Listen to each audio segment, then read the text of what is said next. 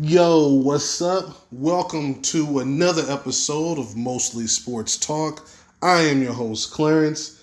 In today's episode, I'm going to talk about Ben Simmons. But before I start, make sure you like, share, comment, subscribe, all that good stuff to make sure you get my latest content. And don't forget to share your thoughts, even suggestions or other things.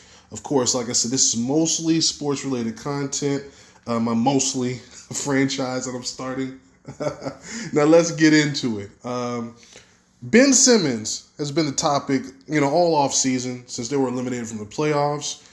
Yes, he played poorly, very poorly. There's no ifs, ands, or buts about that. However, his team really threw him under the bus and made it all about him, like it was all his fault. Now, again, he was a pretty big portion of the blame, but again, there's enough blame to go around. And I'm looking at you, Doc Rivers, with another lackluster coaching performance, super overrated Doc. But that's the subject for another episode. I'm not going to go off on Doc today. Like I said, to me, there's plenty of blame to go around. Well, since that time, Ben has demanded a trade, and they've tried to trade him, but they've been asking for like a lot. Picks and 2, 3, 4 players. They've been having a ridiculous asking price. So it's been a lot of trouble, trying to move him. Well, Ben had something to say about that recently. And his message to Philadelphia, he said, hey, my trade value is not my problem. It's not my job to raise my trade value, is what he said. And it's my own job to fix it or raise it or whatever. That's not my problem. So basically, he doesn't give a damn and is not interested in helping in any capacity in trying to make this move happen. So it seems like this is certainly personal. And he's trying to hurt them and trying to make sure they don't get value for him.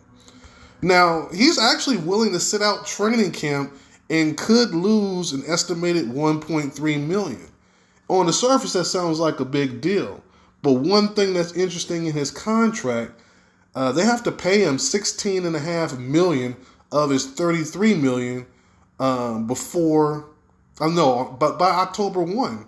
So that's before training camp, or they get really deep into training camp for the season starts. So he gets half his money before they even get a chance to really start finding him.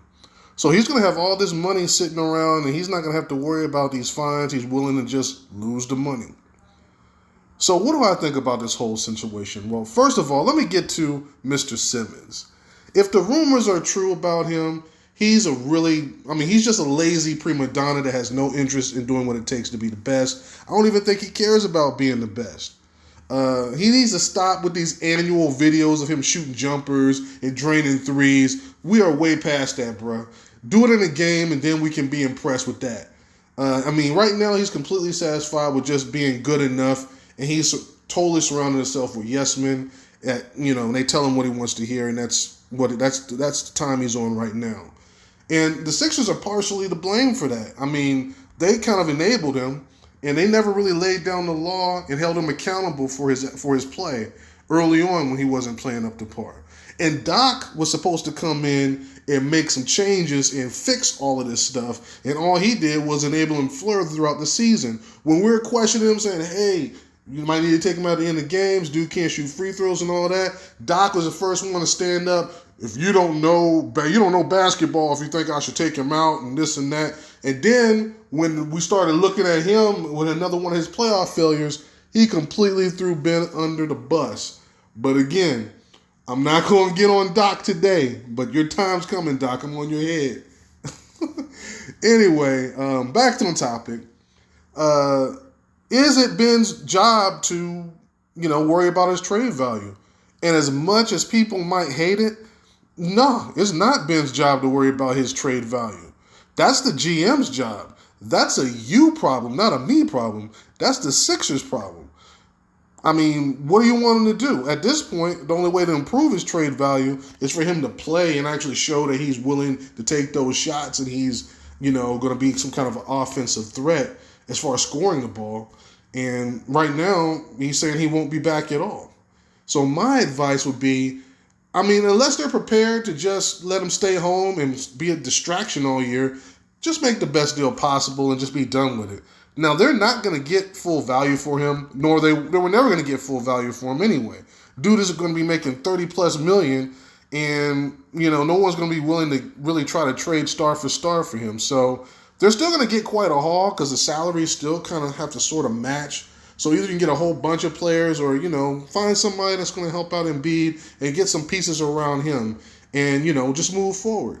Otherwise, you're going to start the season off with this albatross, this major weight hanging around the neck of the organization, just dragging them down.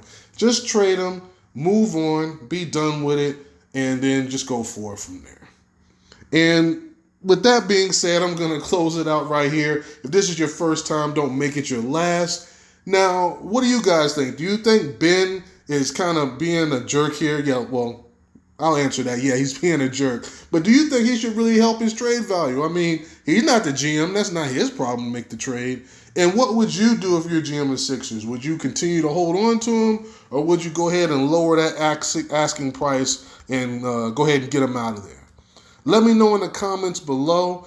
And yeah, again, thank you again for tuning in. I appreciate you guys, and I will see you next time. Peace.